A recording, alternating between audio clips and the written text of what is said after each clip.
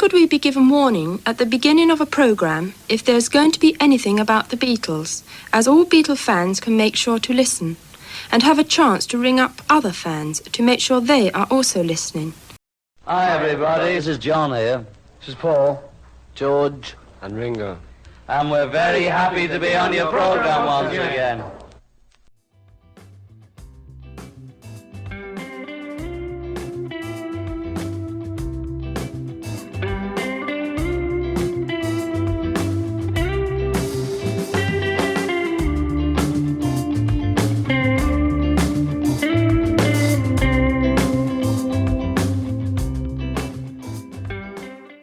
Welcome to Beatles News Briefs number 108. I'm your host, Steve Marinucci, and thanks for joining us today. This is the second of our two shows on the documentary Borrowed Time, Lennon's Last Decade. Our guest is 8-time Emmy winner Alan Weiss, who has a featured interview in Borrowed Time and was working as a news producer for the local WABC-TV affiliate in New York City on December 8, 1980, the night John Lennon was killed. Through an amazing sequence of events, he became the source for the first news report of the tragedy. We'll talk about how he came to report one of the biggest stories of 1980. But our discussion here also looks at a different angle. What has always fascinated me as a journalist about his story was how the story that even he wasn't sure of at first made its way past editors, first at the local affiliate and then up to the network, where Howard Cosell, who eventually announced the tragic news to his Monday Night Football audience, was initially very hesitant and had to be persuaded to report the breaking news to fans by a colleague. So let's get started.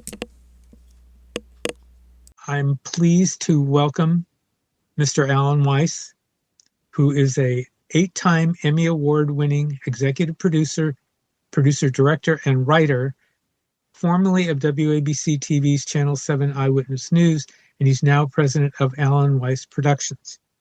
He was the journalist who was the source for the story of John Lennon's death on December 8th that Howard Cosell announced on Monday Night Football, and he won a New York area Emmy Award for Outstanding Spot News for the story at the 1980 Emmy Awards. This wasn't a simple phone call like you see in the movies, hey, City Desk. It took some real perseverance and maybe a little luck to get this story on the air. And Alan, I am thrilled to talk to you about this. Well, I'm glad to be here, Steve. Let's start at the beginning. You were leaving work that night on December 8th, 1980? Yeah, actually, I had a date that night. On my way to pick her up, she was on the east side of Manhattan. ABC studios were on the west side of Manhattan. I had gone to an ATM. I had a motorcycle. I'd gone to an ATM, gotten some money out for the date, got back on my bike, and for some reason I didn't buckle my helmet, which was a big mistake. And then what happened? So I was driving through Central Park, and there are these 3 lanes in Central Park that are what's called Central Park South that go out of the park. And there's a 4th lane that continues to go through the park. And I was in one of the lanes that go out of the park.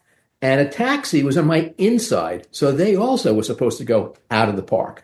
But for some reason, the taxi driver decided at the very last second not to go out of the park, gunned his cab, and thought that there was enough space in front of me that he can cut in front of my motorcycle and cut to the other lane. Well, he mistimed it, and I ended up slamming into his taxi at 35 miles an hour, slammed onto his windshield, rolled over, his cab landed on the ground, hit my head really hard, and that's where not having buckled my helmet was a mistake, because the impact the first time was fine, but then I kind of bounced my head like a stone skipping across a pond 5 or 6 times without my helmet. So you can imagine by the time I came to a stop on that street on that cold night, my ears were ringing and my mind was quite a bit not in its normal collectively logical state as it should be. You weren't knocked out. You were conscious. I was conscious. I was so conscious that I'm lying there saying, wow, I'm okay. I'm not dead. And I looked up and I could see all these cars coming around the corner from the street that we just came from. And I'm in the park where there are no lights, basically. And I'm saying to myself, oh, I survived the car crash, das Boot, to then be run over by these cars that aren't going to see me lying in the road. But I was able to get out of the road in time, so I wasn't run over. So you were taken to Roosevelt Hospital. Yes. What was your condition at that point? You had multiple bruises. You didn't have any broken bones, did you? Didn't know. Say what you want to say about New Yorkers. I got to tell you that I'm lying there in Central Park and people came out of everywhere to talk to me and to keep me company. The cops were terrific.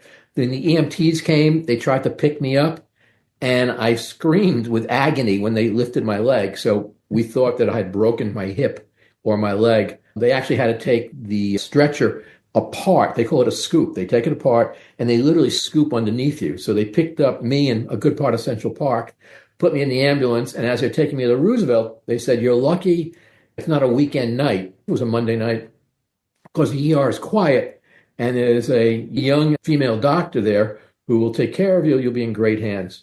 So when I got to the ER and I was on a gurney and I'm in a hallway, they didn't put me into a room yet. I was just in a hallway and the doctor came over. I was filthy from having slid across the road as well as being picked up with part of Central Park.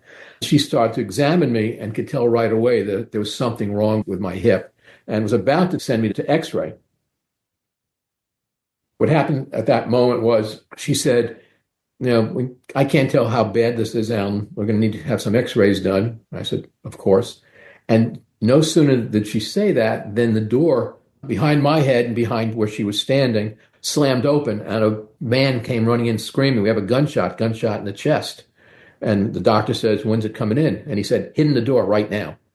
And the door slammed open again and these cops come running in carrying somebody between them.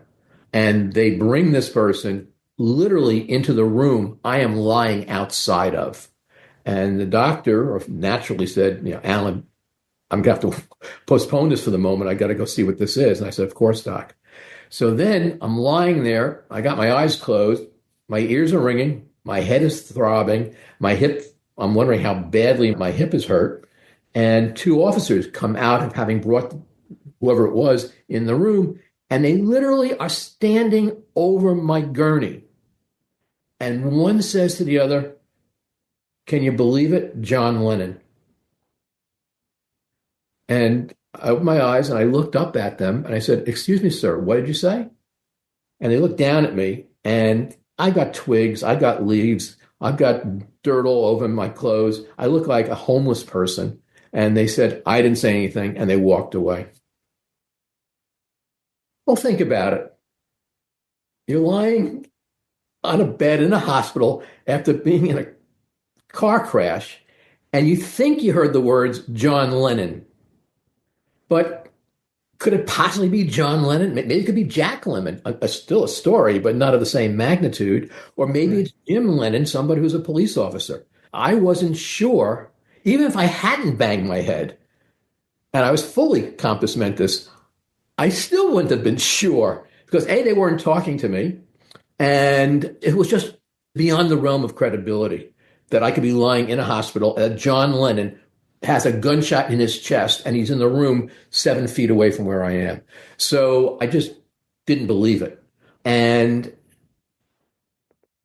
I guess, gosh, I wish my journalism teachers at Northwestern were still around, because I think that they'd be so proud that I didn't just lie back down and close my eyes and say, nah, it probably isn't. So I kind of was watching people as they were running in. They were bringing in plasma, and they're bringing in a crash cart, and they're bringing in all sorts of stuff. And stupidly, I'm saying, excuse me, nurse, can I ask you a question? Or, excuse me, sir, can I ask you a question? And they ignored me, of course, and they all rushed into the room. And I'm just lying there saying, it's not possible. It can't be John Lennon. I'm hallucinating. And this guy comes in, and he's a maintenance worker in the hospital. And he's sweeping up in the corner. And I called him over and I said, hey, do you ever watch Channel 7 Eyewitness News? He said, yeah, Geraldo Rivera. I said, yes, that's Channel 7 Eyewitness News. Although he's been gone for a long time. But anyway, could you do me a favor? Here's my card. I gave him a business card. Call this number. Whoever answers the phone, just say, Alan is in Roosevelt Hospital and he thinks he heard that John Lennon may have been shot. Can you do that?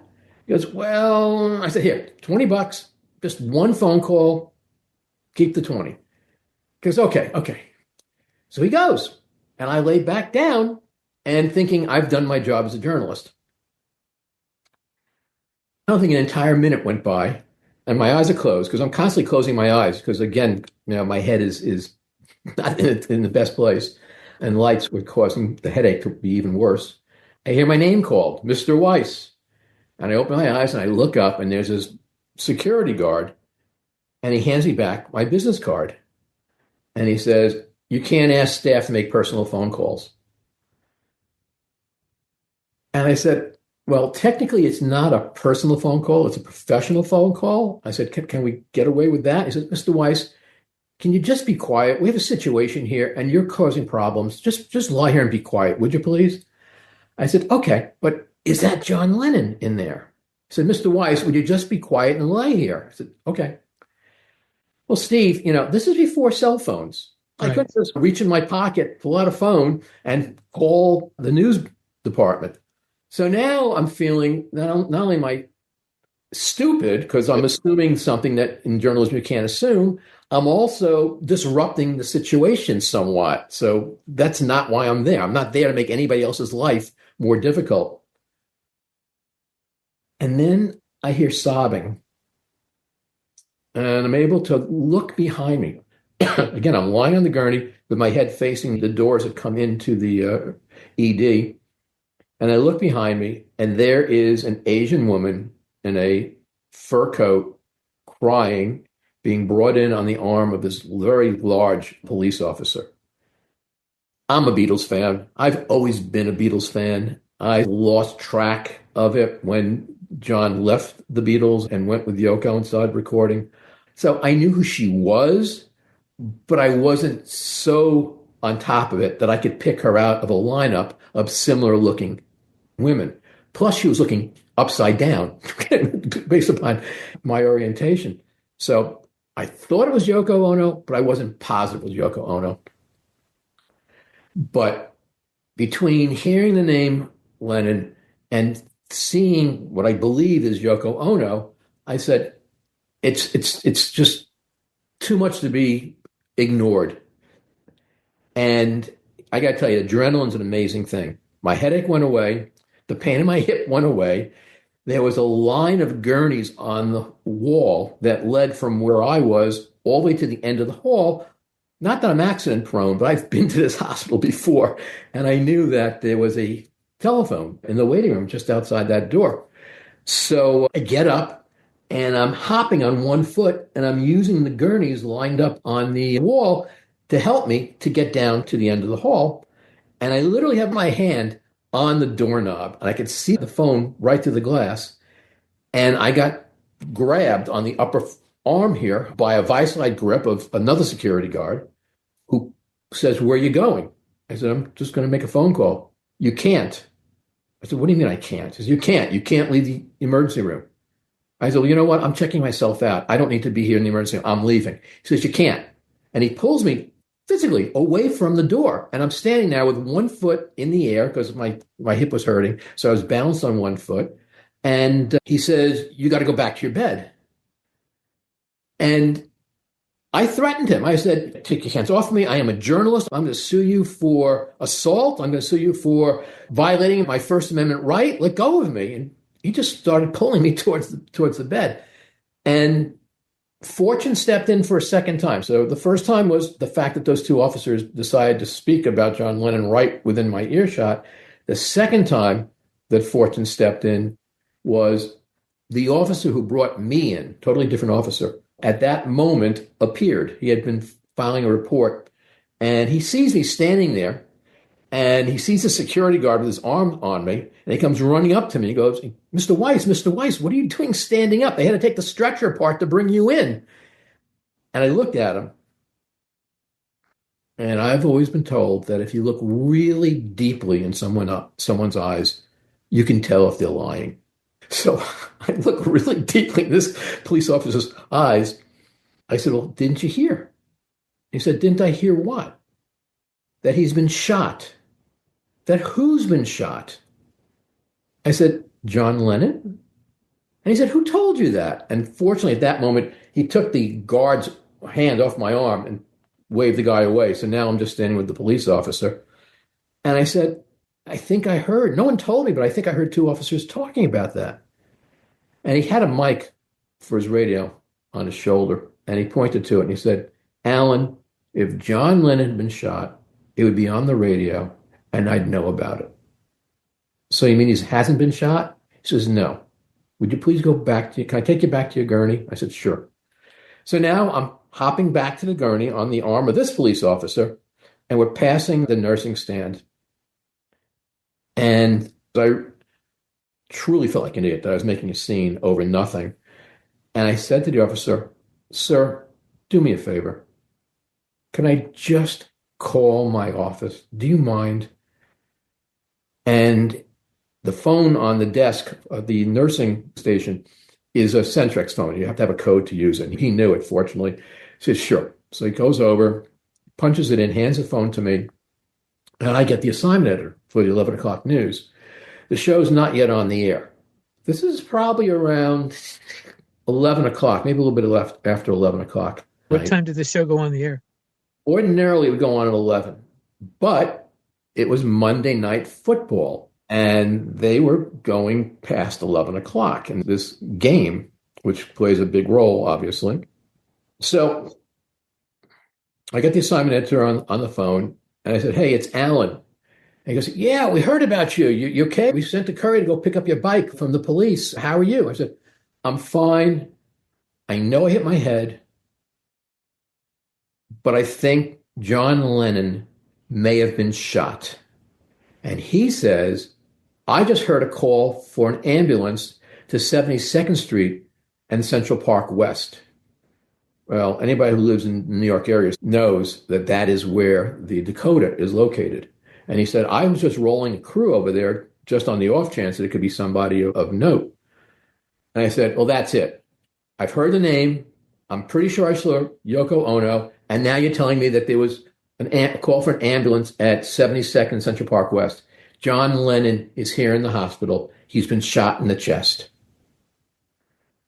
He said, all right, I'm rerouting the crew.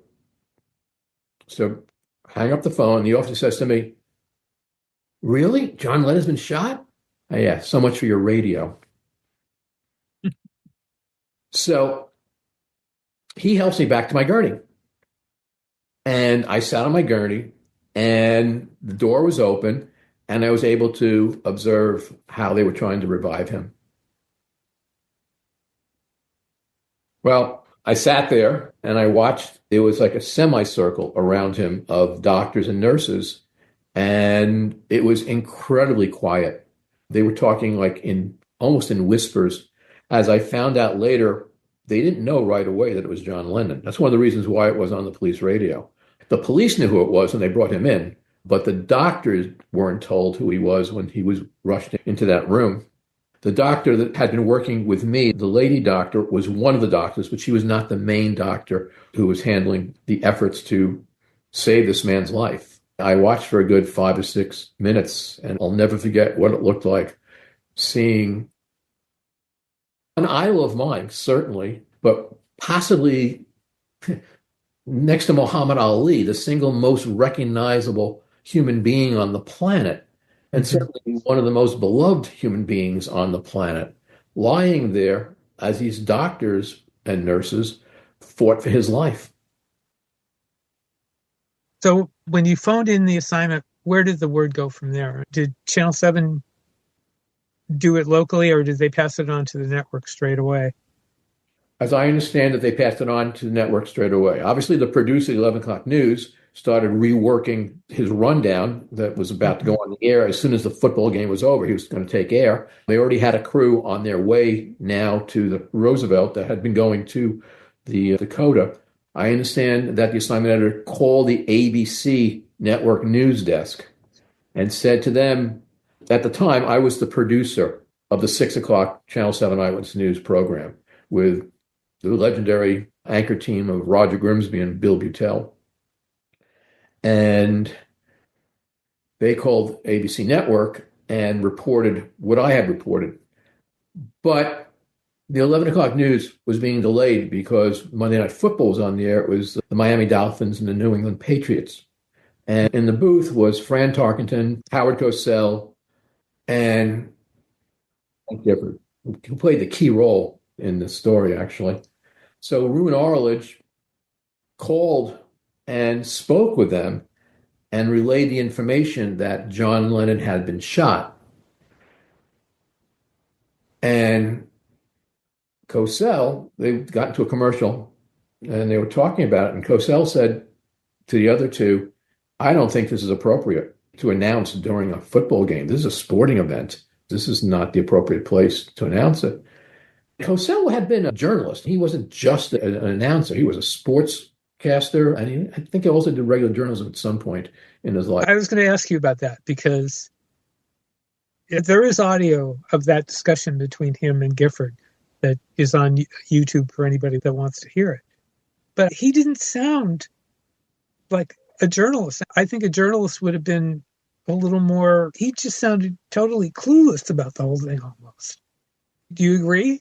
Yeah, absolutely. Outside of the whole surprise of the entire tragedy, it is one of the main surprises of the night for me was that maybe it was cognitive dissonance. Maybe he just didn't believe it. Maybe even though Roone Arledge had called up, you have to remember, James Brady was pronounced dead on ABC when he really had been shot, when Reagan had been shot.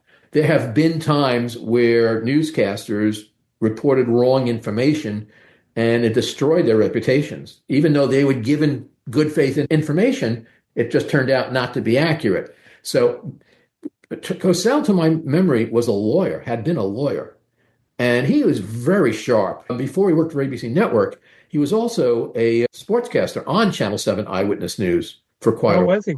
Yeah, and I didn't work with him there, but having spoken to people who did, they said that he was amazingly smart and would speak without notes perfectly. That doesn't surprise me a whole lot, given the way he would talk. He didn't need notes. Yeah, except that when you're doing live TV, the producer tells you just before you're going on, he may have said to you early in the show, you have 3.5 minutes. But since a news show is unrehearsed and things ebb and flow, I was often having to call my sportscaster in the commercial break just before going on, saying, look, we're running heavy. Can you do it in 3 minutes instead of 3.5? Or we're really light. We've lost the story. Can you stretch another minute or two? So that's always happening. And I understood that Cosell, you can give Cosell, I need 2.5 minutes. And this guy on his own had some clock in his head that came in incredibly close to 2.5 minutes on his own. So not only was he talking off the top of his head, he was talking on top of his head within a confined amount of time and hitting it consistently. So he was an impressive person. So I would have to say that maybe he just didn't want to be the person who goes on national television in the middle of a football game and tells the world that one of the greatest idols on the planet has been shot, and then find out later that it was misidentification or whatever. Cosell did interview Lennon, so that may have had on Monday Night Football. That may have had something to do with it. I don't know. I mean, that's not a good reason. Why didn't the producer make the decision rather than the announcers? Why was it left to the announcers? That's an excellent question. If it were local, the producer would have made the decision. They wear what's called IFB, interrupt feedback broadcast. It's an earpiece that allows them to hear the broadcast, but also the producer can override it and say, wrap up, or throw a commercial, or whatever has to be transmitted. And did that many times to interrupt an anchor or a reporter as they were speaking to give them later information or to correct something they might have said that was incorrect. Yes, that would have been an editorial call from the producer.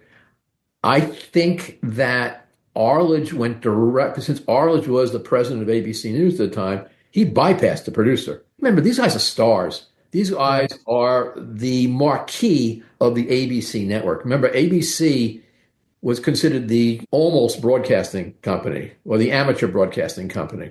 And what made ABC is their sports coverage that gave them some traction against NBC and CBS. So Cosell was a star. And clearly, the other two guys were stars. So my guess is that because it came directly from Roone Arledge, to Cosell, they just bypassed the producer just out of efficiency. The fact that Cosell was even considering not doing it, and the producer, who no doubt can hear the audio in the control room, isn't overriding them. Remember, sports producers aren't news producers. They're not used to making news judgment calls. So if you remember the movie September 5th, that tells the story of that horrific event where the Israeli Olympic team in Munich were taken hostage by terrorists and were killed. The movie does an excellent job of bringing you into the control room of the sports producers. And it's very, very clear right from the beginning that these people aren't trained to handle news, especially breaking news. They're trained to handle sports. And therefore, I think that it's no hard leap to make that Roone Arledge didn't want to start dealing with a sports producer who's more interested in making sure that all the tape machines are queued up and playing back the slow-mos and the replays and hitting commercial breaks on time than they are going to make an editorial judgment on whether or not something is newsworthy and worthy of breaking into a national broadcast. So Cosell dragged his feet and said that he just wasn't sure it was the appropriate place. And Frank, no journalist, as far as I know, a fabulous football player with a horrible injury, who then went on to be a fabulous sportscaster, said to him, "You're crazy. You have to tell this. This is news. You have to tell this." And so Cosell grudgingly, if you listen to the recording, grudgingly agrees, comes out of commercial. I think they're in overtime. They may be tied. I mean, you can't pick a more dramatic moment in a football game than the one they're in right there. And a play just ended, and Cosell doesn't say anything.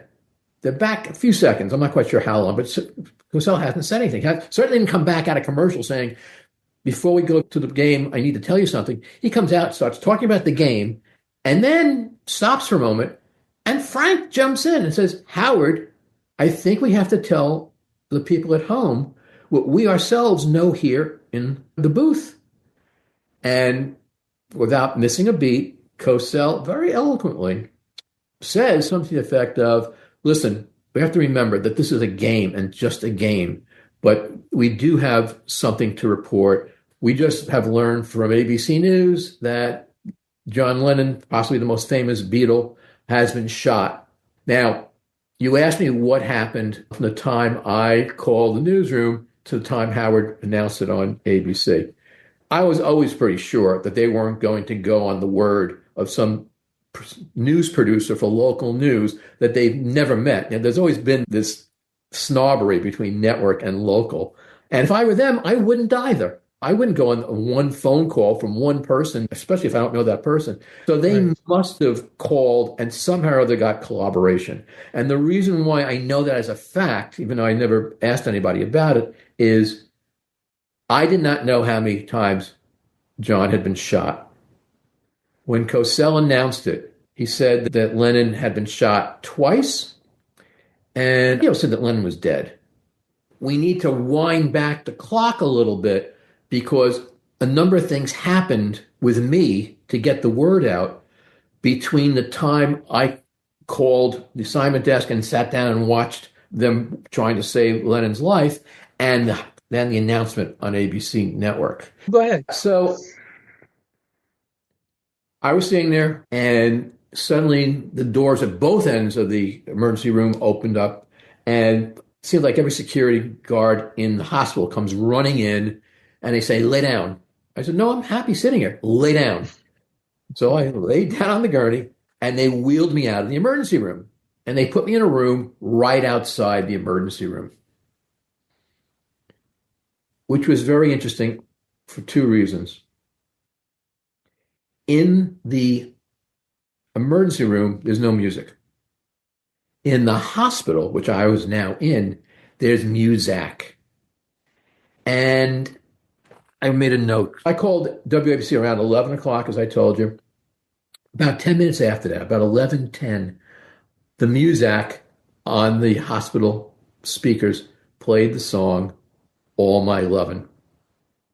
I had never heard a Beatles song on music in that hospital, but that night at 11:10, was the song All My Lovin'. So the song plays, and I'm digesting that.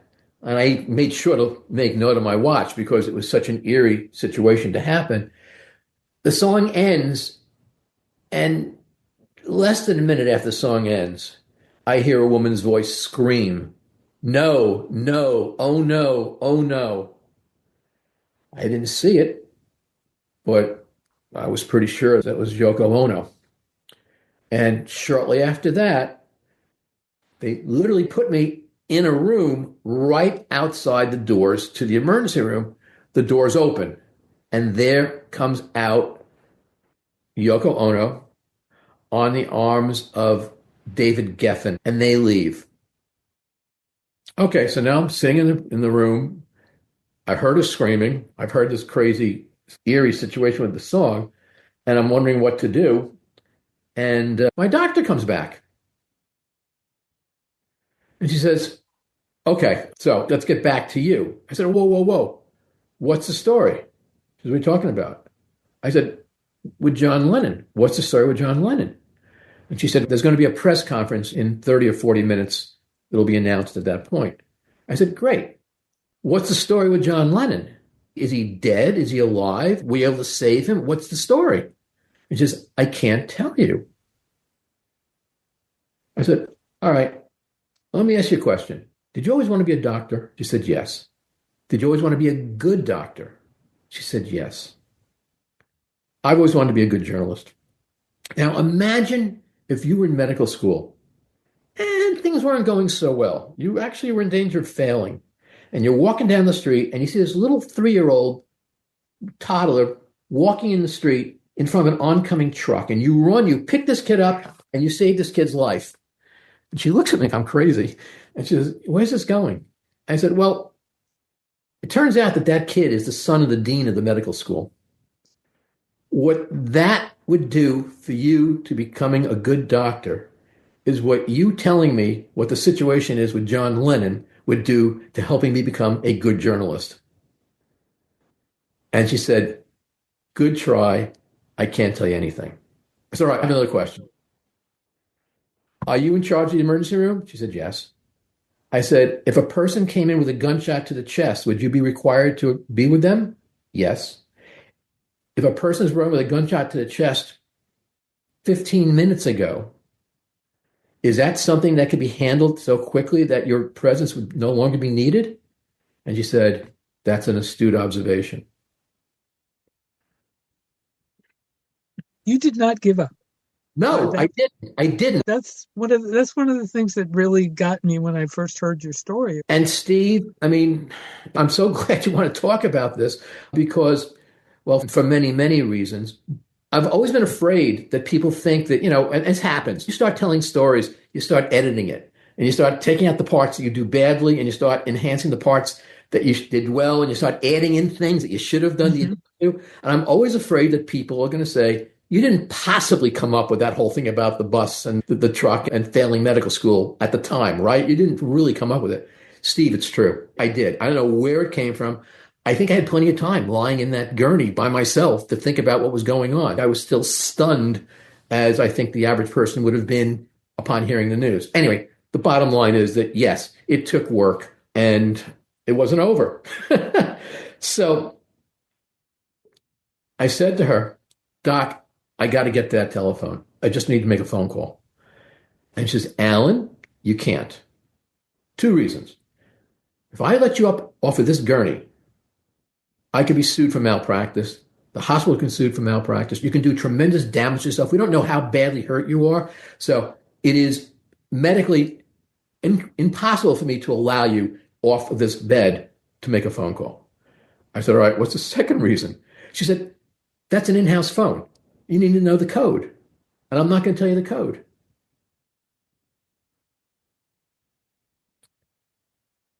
And I looked at her and I said, "Doc, did you always want to be a good doctor?" She said, "Yes." I said, "I always wanted to be a good journalist. You saved that kid and you can help me save my career." I said, "Please." And she looked at me and said, "Look, I have to go and check if radiology is ready for you. So I'm going to leave and I know you're not going to get out of this bed, right? I said, no, I'm not going to get out of the bed. So I'm not going to tell you the code to that phone is 1135. I'll be back in 10 minutes. I said, I'll be here when you get back, doctor. I got up. I hobbled over the phone, punched in the code, whatever it was. I called the newsroom. I spoke to the assignment editor. I told him what I knew. This is before Cosell made the announcement on ABC. And he said he would pass it on to the network. He said, hang on, because ABC Network Radio wants to do an interview with you. And so I waited a few minutes, and they switched me over to ABC Network, and I did an interview with them in the hallway, standing on one foot. Fortunately, the doctor didn't come back for a while. When the doctor came back, I was back on the bed. And that was what it was like being in that hospital that night. Did you ever handle another story in a similar fashion? I've covered some incredible disasters and situations. Well, one time I followed Senator Sam Ervin into the men's room in the Senate office building when I was a young reporter, radio reporter, trying to get the latest on the Watergate hearings. And actually, as I'm interviewing him, holding my tape recorder, you can hear him in the men's room. And then there was a time I walked into a closed committee hearing by the Armed Services Committee, and I pulled out, and I'm listening to it for about a half hour or so. And when I pulled out my reporter, Senator Talmadge, who was and Sam Nunn, who are my senators from Georgia, recognized me, and there was a huge brouhaha, and I got thrown out of the hearing. But no, you know what esprit escalier means? No. Esprit escalier is a legal term. It's French for the spirit of the stairs. What it means is that you're in an argument with somebody, and they throw you down the stairs, and you get up, and you say, you. The words just don't come, and you walk away. And then later on, you say to yourself, oh, I should have said this. I should have said that. We all have that. This time, I didn't. This is the one and only time that I kind of felt like somebody, Jack Williams, my professor at Northwestern, or Dr. Yamashita, my other professor at Northwestern, somebody had their hand on my back saying, you've got this. You don't blow this. Just stay with it. Can you imagine if I had been in that hospital? I assumed that it was nothing important. I got treated and I left. And I found out later that I was lying 7 feet. I mean, my career would have been over. I mean, how could I still have been the producer of the 6 o'clock Eyewitness News after? They don't suffer things like that. You're back to work. What was the reaction when you got back from not only internally in your office, but maybe up the ladder again? What happened? Surprisingly, nothing. My dad came and picked me up. I ended up not having anything broken. I ended up just having a very bad contusion on my hip. They gave me a cane, and I walked out into a feeding frenzy.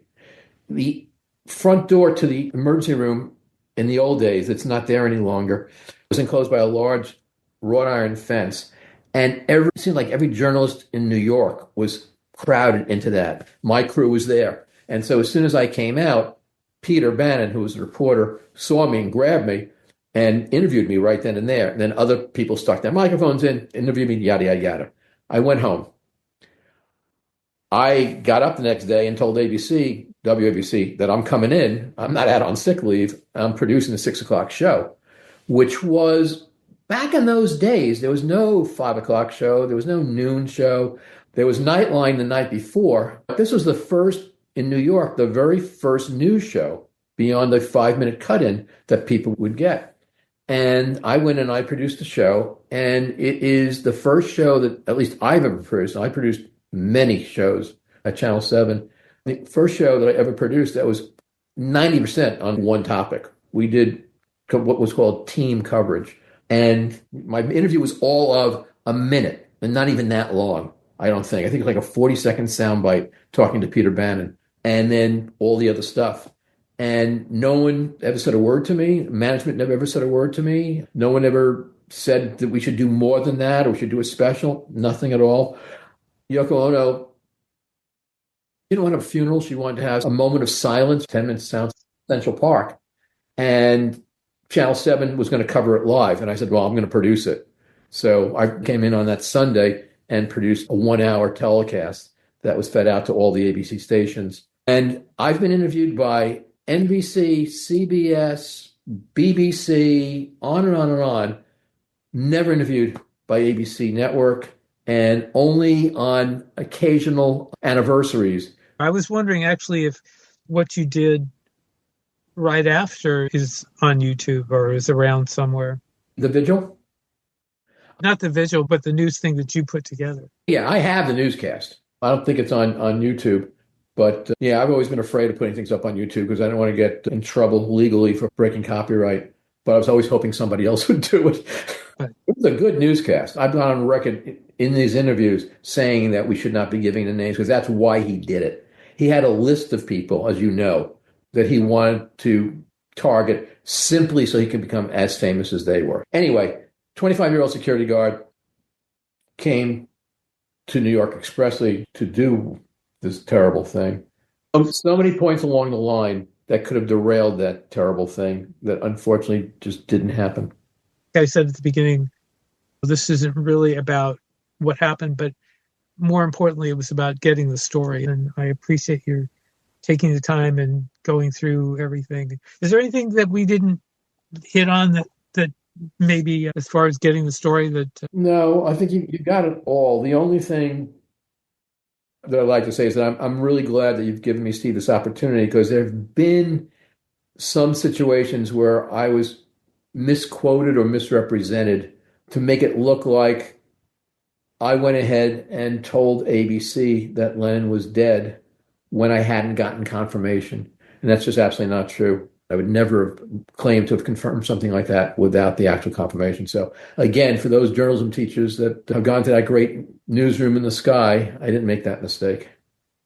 According to some accounts I've seen, you also felt guilty that you got the word out so quickly because you heard that Yoko wanted to tell Sean, her son, about it first. That's actually true. And he told Rolling Stone years later that she did tell him.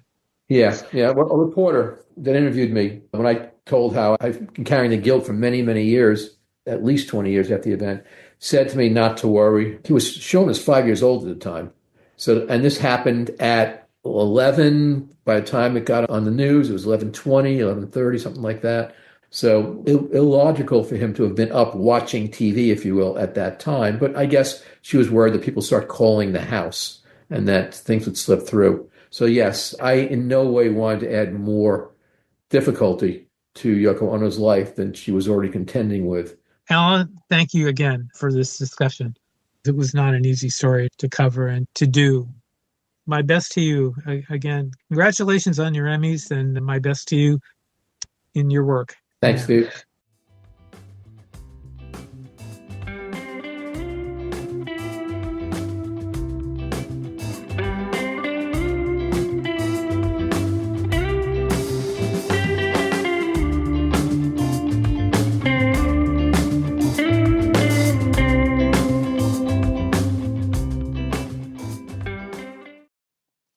And this week's Beatles News Briefs. First, some chart news. The Beatles Anthology 4 album debuted in the top 10 on several sections of the UK official albums chart, ranking at number 4 on the official albums downloads chart, number 5 on the official album sales and official physical albums charts, number 6 on the official vinyl albums list, and number 9 on the official albums chart itself.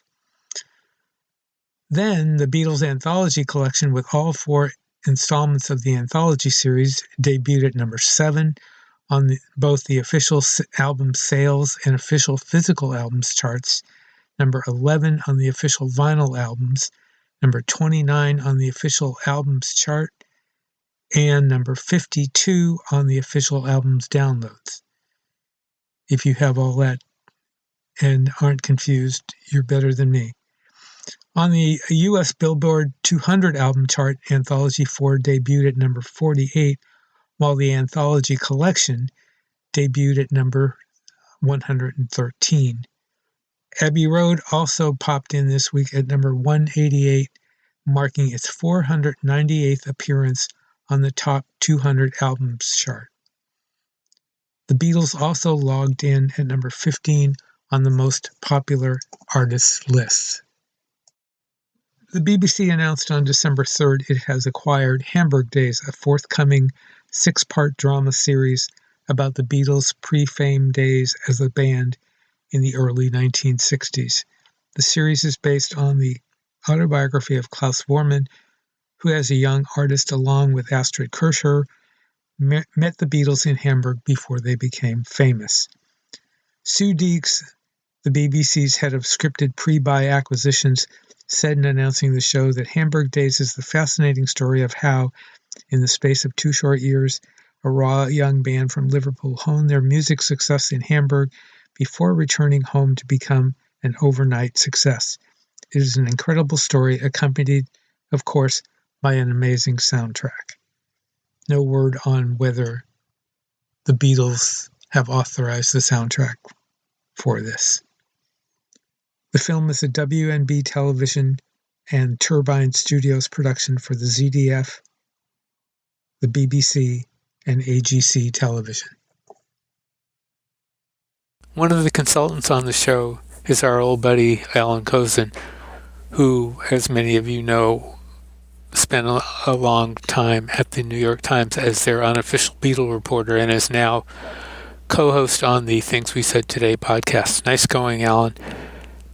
There's been no word on when the series will be released. And here's some news on another Beatles film project. Leanne Best, the niece of Beatles original drummer Pete Best, will play John Lennon's Aunt Mimi in Sam Mendes' upcoming quartet of Beatles solo film biographies due for release in 2028.